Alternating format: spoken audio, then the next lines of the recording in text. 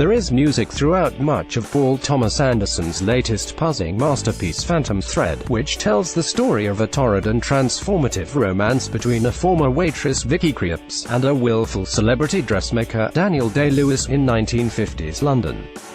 Franz Schubert's Lied Melos and Claude Debussy's celestial harmonies interject into Anderson's intimate and lavish interior scenes. Oscar Peterson's cocktail jazz conjures the exuberance of mid-century London nightlife. Hector Berlioz's exuberant romanticism provides some appropriate pomp and circumstance. But what's most striking is the way the robust original score by Jonny Greenwood flows in and out of these variegated works, some of them at least a century old. Greenwood's new orchestral pieces for the film rank among the finest and most ambitious music the Radiohead guitarist-turned-esteemed composer has ever produced, matching the eclecticism of Anderson's playlist with a pastiche that draws from Beethovenian harmony, kinetic post-minimalism a la John Adams, and arch-jazz-influenced French modernism. The score also makes room for some of the squeaking and shrieking string orchestra dissonance that feels wholly Greenwood-esque by this point in his career.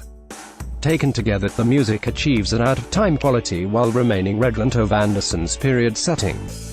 Greenwood's sensibility as a composer has clarified itself throughout his various stylistic experiments, both in PTA's films and in a respectable collection of independent concert orchestral works.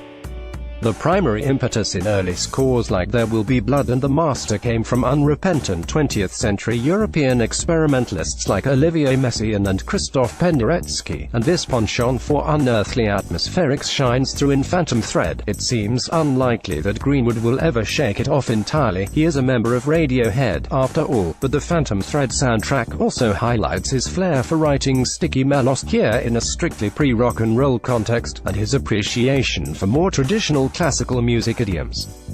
Some fans who seek out the soundtrack may do so just so they can hear the primary theme again.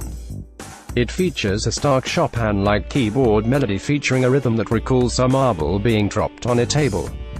Its rosier complement, and the film's most ubiquitous piece, is the sunny House of Woodcock, a series of florid orchestral swells which seem to evoke the light streaming in through the dressmaker's tall windows.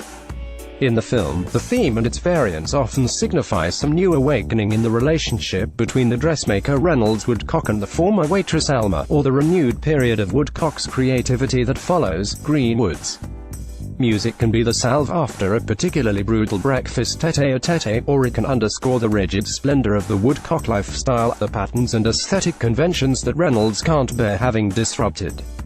Some of the shimmering piano-heavy cues recall the decadent score for Luca Guadagnino's Call Me By Your Name, 2017's other greatest film about wealthy people in Europe. Anderson's The Master ran on paint-thinner fumes and blinding lust. There Will Be Blood was driven by similar, distinctly American incentives, despite the fact that its music often sounded Eastern European.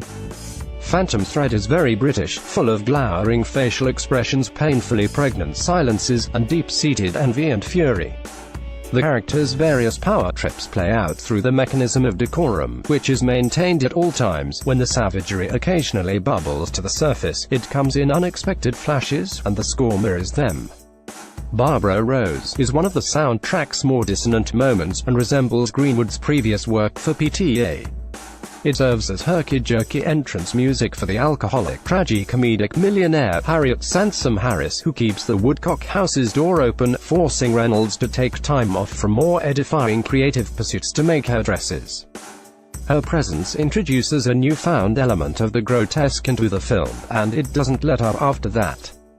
Greenwood's awkward stretches toward resolution and erratic pizzicato figures mirror the energy well. Phantom Thread is a haunted ballet for a man and woman, rather than two men, as in the case of both The Master and There Will Be Blood, or a cast of misfits and cartoonish double agents glimpsed through permanent wheat goggles, as in Inherent Vice. Greenwood's musical forms in Thread are fittingly less macho, more elliptical, less prescriptive. Themes do not build toward loud, smeared clusters, but intensify. See Phantom Thread 3, a punishingly ominous recapitulation of the film's main theme that sounds like something out of Mozart's Requiem, and subside tastefully the watered torturous plinks of the hem.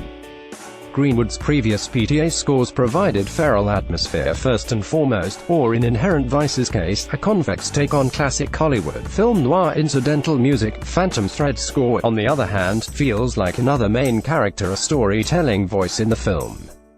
Greenwood's abilities have never served one of Anderson's films better, or proved so integral to its power.